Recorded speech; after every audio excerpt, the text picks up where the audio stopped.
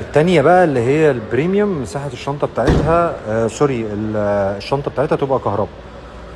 هي نفس العربية بنفس الدايمنشن بنفس كل حاجة، بس الشنطة هتبقى كهرباء بدل الشنطة المانيوال. هنا دي بقى تقوم انت جاي شادد الواير ده كده اهو، امسك يا حماد كده، تقوم جاي عامله كده، نيمت انت ايه، نيمت الكنبة كده. شفتوا بقى انت خدت كده مساحة تانية خالص اهو. وضحت كده بالنسبة لكم؟